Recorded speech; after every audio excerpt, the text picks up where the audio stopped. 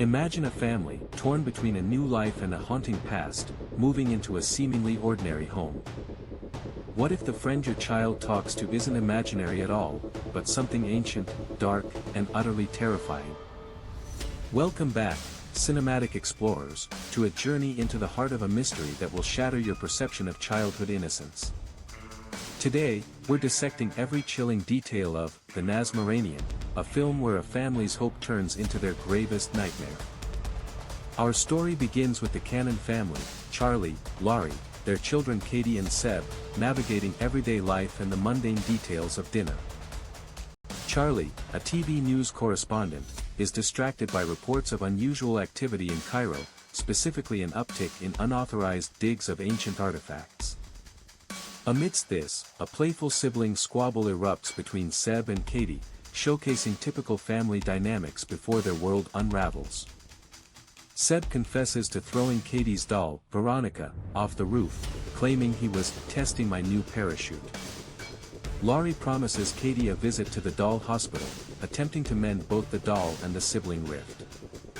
Katie, clearly upset, rejects her nickname and expresses her anger towards both parents, a foreshadowing of deeper issues. A brief mention of a new baby hints at future family dynamics and pressures for the Cannons.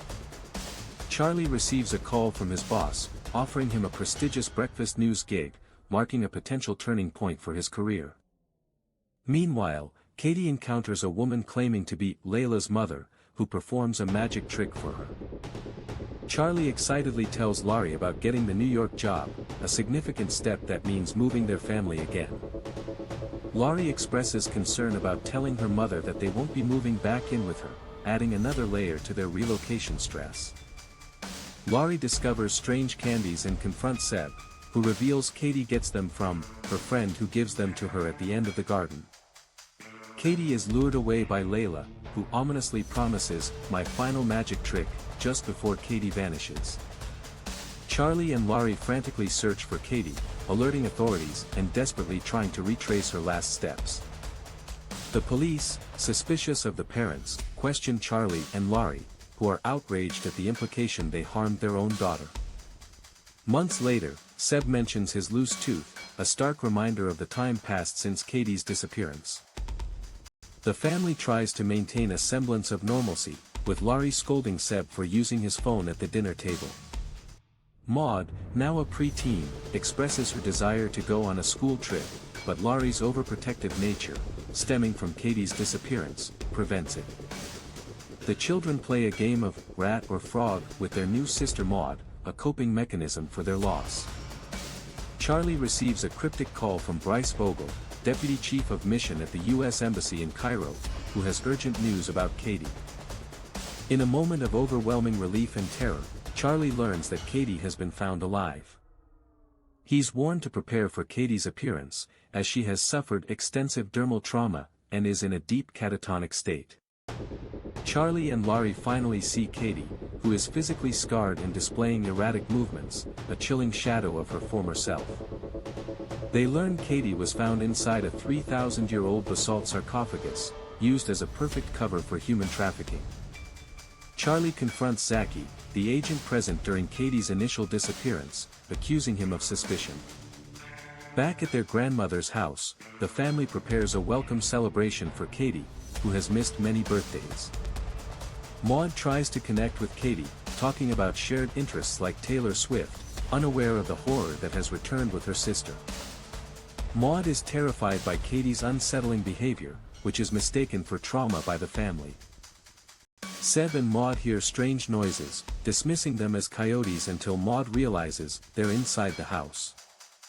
The demon, now inhabiting Katie, escapes from her room and moves within the walls of the house. Katie is found clinging to the ceiling, a horrifying display of the entity's presence, shocking the entire family. Maud struggles with keeping Katie's condition a secret from her school friends, trying to maintain a facade of normalcy. Grandma, trying to relate, tells a story about her salon days, oblivious to Katie's horrifying self-inflicted injuries. Katie escapes again, leading to another frantic search, highlighting Laurie's deep-seated frustration and fear. Laurie finds Katie, but the experience pushes her to consider professional help for her daughter. Charlie argues with Laurie about Katie's behavior, suggesting it's too much for you to stomach, sparking a heated argument.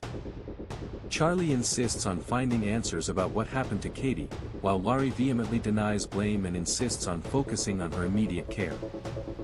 Charlie accuses Laurie of negligence, pointing out she never noticed Katie's secret friend at the end of the garden. Laurie, overwhelmed and defensive, shouts at Charlie, revealing the immense strain on their relationship. Laurie desperately pleads with Katie to speak, begging for any sign of her daughter's consciousness. Charlie seeks Professor Bixler, an Egyptologist, to help decipher strange markings found with Katie. Bixler identifies the script as hieratic, an ancient cursive script, much older than anticipated. Katie speaks, revealing a single, chilling name, Layla, prompting Charlie to contact Zaki for help. Charlie presses Zaki for information on Layla, knowing it's their only lead to understanding Katie's abduction. Katie, or the entity within her, manipulates Seb, telling him he's her favorite, sowing discord and fear. The entity, speaking as Katie, expresses sadness about what happened to her, further blurring the lines of her identity. Professor Bixler reveals his translation of the script, Nasmaranian, a name repeated throughout the ancient text. He explains that the Nasmaranian is an ancient Egyptian demon, known as the destroyer of family, trapped through an old ritual. Maud, now visibly influenced by the entity, brutally insults her teacher, showcasing a terrifying shift in her personality. The entity, through Maud, delivers a chilling threat to Laurie, "I can make your heart stop," confirming its pervasive evil. Grandma, terrified, dies from shock after Maud's demonic outburst, proving the entity's destructive power. Zaki calls Charlie, stating he has something critical to show him, implying a major breakthrough in the case. Charlie comforts Maud after her grandmother's death, but Maud corrects him, implying the entity's influence extends beyond just Katie. The entity, still in Katie, tries to lure Seb, mimicking Katie's voice and manipulating him with false affection. It twists Seb's earlier actions, blaming him for Grandma's death, attempting to break the family apart. Laurie tries to comfort Maud, but Maud lashes out, claiming Laurie is bad at being my mom, another sign of the entity's manipulation. Zaki shows Charlie and Laurie a disturbing tape, revealing the woman who kidnapped Katie, Layla. Layla's video confession unveils a horrifying family ritual, mummification to transfer the Nasmaranian from a spent vessel to a freshly prepared host. The tape chillingly states that an innocent child is best for the transfer, confirming Katie's horrific fate. The video shows Katie's terrifying mummification, her pleas for her parents ignored as the ritual begins. Laurie is overcome with horror, unable to watch the gruesome truth about her daughter's abduction and possession. The entity, fully in Katie, escapes, and Laurie desperately tries to reach her, realizing the true danger. The entity confronts Charlie, taunting him with perverse suggestions and claiming, "I'm her daddy now." Zaki reminds Charlie of the words of protection against the demon, a desperate last resort.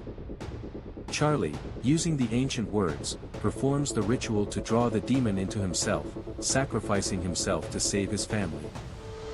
Maud, still under the demon's influence, tries to intervene, but Laurie pulls her away, ensuring Charlie's sacrifice is complete. Later, Laurie receives a chilling call from Layla, who, now potentially inhabited by the Nasmaranian, asks if Laurie wants to see a trick. The film ends on a chilling note, suggesting the cycle of fear and possession may continue indefinitely. What a mind-bending, heart-stopping journey into the depths of a family's fight for survival against an ancient evil. The Nasmaranian leaves us questioning the true nature of imaginary friends and the terrifying secrets our pasts can hold. If this recap sent shivers down your spine, please hit that like button, share this video with fellow horror fans, and subscribe for more deep dives into cinematic mysteries. Let me know in the comments below what hidden details you noticed, and what you thought of this film's shocking ending. Thanks for watching, and until next time, stay curious and stay scared.